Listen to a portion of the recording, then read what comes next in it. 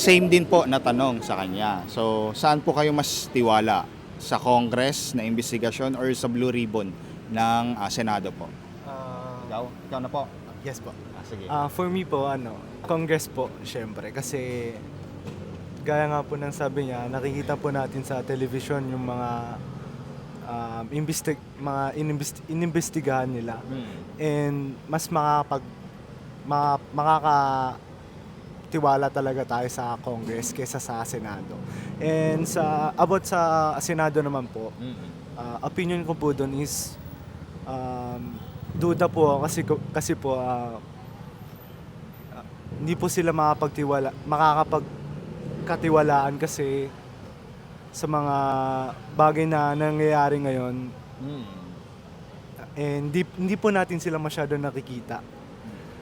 And then po ayaw po nila na masira yung reputation ng isang tao, kaya duda po talaga ako sa Senado. Mas okay po ako sa Congress. Yes po. Yun. Galing ni Sir, nanonood talaga to si Sir eh. Ginagawa nyo bang hobbies ang panonood ng mga investigasyon? Ikaw. For me po sa mga magtutropa po, syempre napapanood rin po namin yung mga ganyan, and magbibigay aral din po sa amin yan. Masarap po siya pag-usapan, like sa mga politics po, something like that.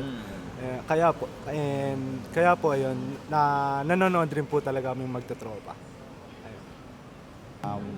Konting comment lang doon sa Pangulo. Kasi si Pangulong Marcos inutos niya yun eh. Ano po, syempre po parang nakakatuwa po, syempre po, like that.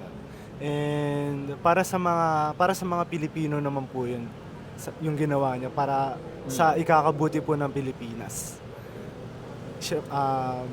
Yung mga nagbulsa na politiko, Mga nagbulsa po. nahalata sila ngayon. Alam po yan, wala po akong masabi kasi napaka lang po talaga. Napaka hindi tama po talaga yung ginawa po nila. Binulsa po nila yung pera ng taong bayan. And mga taong bayan naman po, wala naman po kasi magawa. Wala po silang kapangyarihan katulad po nila. And ayun, sana po malunas na po yung problema po na yan. Ayun lang po. Yun.